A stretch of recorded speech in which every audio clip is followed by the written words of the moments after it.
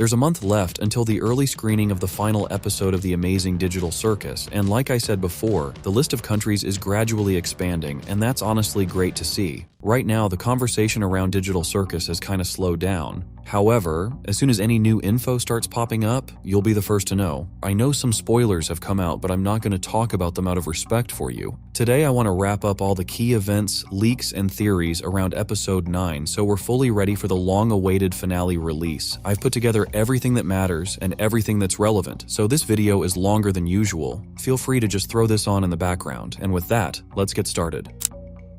The teaser that Glitch dropped after the release of Episode 8 shows us the first minutes of Episode 9. We can see the characters have moved closer to the center of the Digital Circus tent and are very carefully trying to assess the scale of the situation. And while all of them are trying to figure out together what happened and what comes next, Jax is just standing off to the side. He's looking down, his gaze is empty, and overall it's pretty expected considering what kind of character Jax actually is. He's insanely scared and confused and has no idea what he's supposed to do. So Jax picked the option that always worked for him. Just distance himself from the others and stay alone with his thoughts and feelings. In a situation like this, it feels like the dumbest move possible because it doesn't help anyone at all. It's way more logical to act like the other characters, stick together and try to solve the problem. However, aside from fear, there's at least one more feeling behind Jax's behavior at the start of Episode 9, hatred. Remember what he said during the cafe scene.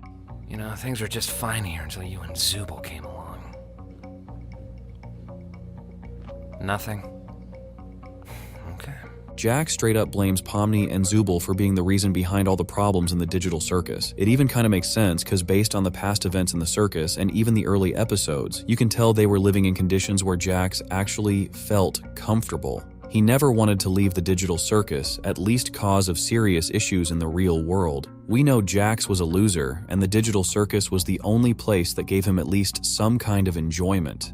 He wanted this place to be a bit more fair, so he hated Kane for constantly lying, but he definitely didn't want to leave the circus. Now there's nothing left of the Digital Circus in the way Jax used to know it, and that uncertainty mixed with anger, sadness, and fear is exactly why, at least for the first half of Episode 9, we're going to see Jax alone. I feel like at the beginning of the final episode, we're going to get a scene where we hear the real Jax, the Jax who hates Pomni and Zubul for all of this, hates the others for constantly supporting this so-called rebellion, hates Kane for all the lies, and hates himself for what happened to Ribbit. However, it's important to understand that even though Jax is a weak character, he's definitely not an idiot. Jax is gradually going to come to terms with the fact that no matter how much he despises the others, or wants to stay in the previous version of the Digital Circus, there's no changing the current situation, which means the only option is to become a full part of the team. I'm sure that despite all the negativity coming from Jax in the first half of Episode 9, the other characters will be able to understand him and accept him. Maybe after all the honesty, after some heartfelt conversations, Jax will finally be able to drop that mask and become himself, and that will be a huge win, at least for him.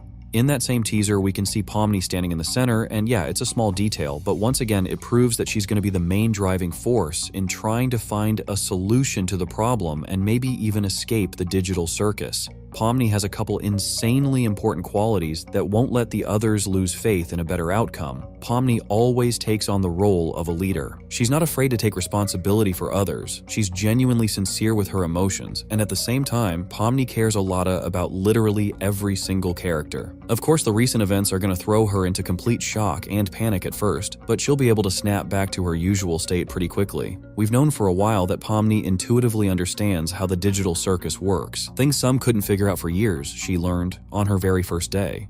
If you remember what Kinger said, then we understand that every character can create literally anything inside the system, and since Pomni has mastered this skill perfectly, I feel like she's going to try to teach the others to do something similar. Of course, this won't really move them closer to finding a way out, but in that case, the characters will at least be able to create conditions where they can feel somewhat comfortable in the Digital Circus. You gotta admit, coming up with anything when everything around you is partially destroyed is going to be pretty hard. Thanks to her abilities and personality, Pomni will once again show herself as a leader and lead the others forward. The problem is, she barely knows anything about Kane, about the Digital Circus, and about C&A, and that's where Kinger is going to play an important role. I think I accidentally killed Kane. At first glance, it might seem like Kinger is to blame for all of this, since he was the one who failed his task. But if you dive a bit deeper into the code, it becomes clear that Kinger really isn't at fault here, and we already talked about this in one of the previous videos. Kinger will be able to calmly explain everything, and I'm sure that won't be any kind of problem. What actually matters here is something else. Pay attention to the fact that Kinger is acting completely normal. Right now, the digital circus is basically a dark space where Kinger feels comfortable and is able to control his thoughts, words, and actions. That's a huge plus for everyone else because he really does know way more about the digital circus than the others, and it feels like what he shared in the cafe was just a small part of what this character is going to reveal.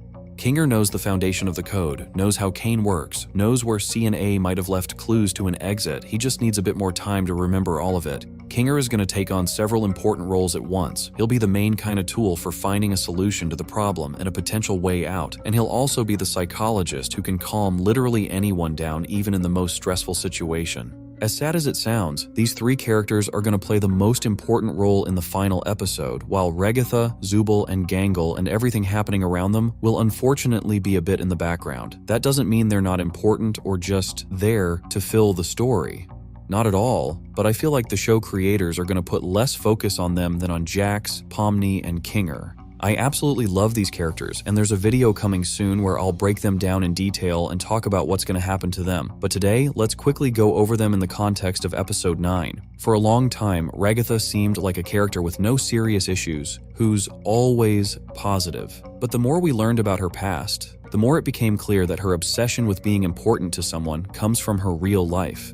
In episode 8, Regatha and Pomni have a great relationship, and I'm sure that's going to continue in episode 9 no matter what. Regatha is also going to support her friend in everything and won't doubt her decisions for a second. We're also going to get a more detailed look at her relationship with Kinger. He was the one who helped Regatha stay stable all this time, and that's exactly why she always speaks about him in a positive way. We also shouldn't forget that Regatha has always tried to keep things calm in the digital circus, and that trend is going to continue in the next episode in case of any conflicts, and as we already figured out, there are definitely going to be some. Zubul is the most straightforward character in the digital circus, and her desire to escape is even stronger than Pomni's. We're going to see Zubul as someone who's ready to do whatever it takes to reach her goal. Even though she looks upset, that's only temporary, and after that we'll be seeing the Zubul we're used to. Gangle is probably the most underrated character in the digital circus. She doesn't get as much screen time as the others, and because of that, it's really hard to say what might happen to her. Most likely she'll just be following her real friend everywhere and trying to help the others escape the digital circus.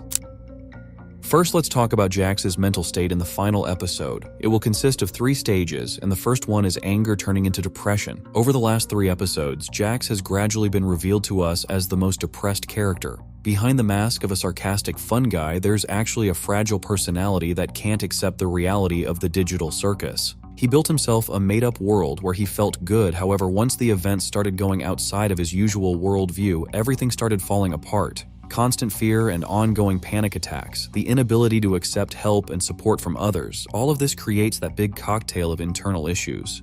After the release of episode 8, we were shown a teaser where Jax is staring at the floor with a blank stare, separated from everyone else. Even back then, you could assume that Jax would completely cut off all ties with the other characters. After watching the trailer, we were convinced that the first minutes after what happened will be pretty strange for Jax. He doesn't understand what's going on, and after that, he starts actively showing his aggression.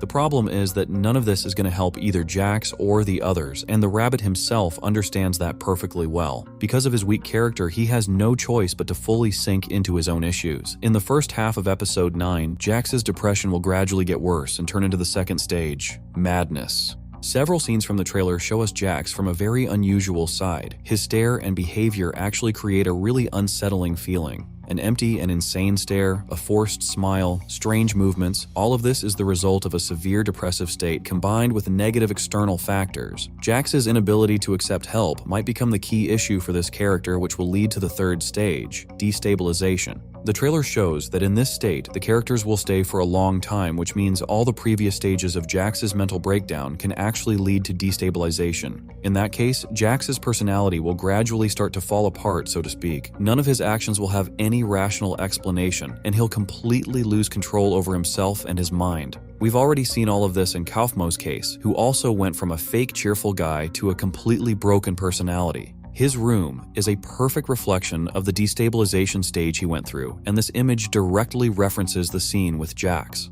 We see a very similar environment around the characters, but while Kaufmo is facing his abstracted version, Jax is turned away. It's obvious that this is just a vision and not some actual location with an abstracted monster inside. We already talked about how abstraction is a programmed process that doesn't depend on Kane. Even though Kane can quickly find a glitch in the code while it's still fixable, he can't fully fix a character once they've reached the terminal stage, which means this process can easily still happen even with Kane deleted. Also, I was really intrigued by this scene from the trailer where Pomni walks into Jax's room and then says his name in a scared and uncertain voice. Obviously, she saw something horrible, however, it's unlikely that it will be abstraction. At this point, I'm sure that none of the current cast will turn into that creature in the Digital Circus finale. However, if in Kaufmo's case he actually became a monster, Jax might have a completely different outcome. I've already suggested a theory that because of a breakdown in his code, Jax might enter a state of what you could call a permanent hallucination, where his life feels just as joyful as it used to. In that case, this scene with Ribbit might not be a pleasant memory, but rather something that's happening inside Jax's head right now. Any interesting the amazing digital circus concepts or ideas that ended up being cut? Regatha was originally going to be subject to a lot more violence, and she was going to have plush organs. We can see a reference to that answer in one of the older concept arts where Regatha actually has plush organs. However, the fact that Regatha was supposed to go through even more violence is honestly surprising because it already feels like she suffers more than anyone else in the digital circus, at least when it comes to external factors. What's your message to the fandom before episode 9 hits? This one's a bit heavy, so be ready for that. Here, Goose once again hints that the finale of the digital circus is going to be way more tragic than a lot of people expect. Remember that same The Other Choice. Maybe with this answer, Gooseworks is hinting that several characters in one of the scenes of episode 9 will have to make a choice that will determine the future of all the circus residents. And judging by everything, that choice won't be easy at all, and they might have to choose between something terrible and something insanely terrible. From one to woke. How woke is Jax? That's a really complicated and nuanced question. Honestly, I don't even know what to add here, but I'd be really interested to hear your answer to this question. Send a meme that perfectly pictures you after episode 9. Goose responded with a pretty funny image. It's a scene from Smiling Friends where we see Glep and kids messing with him.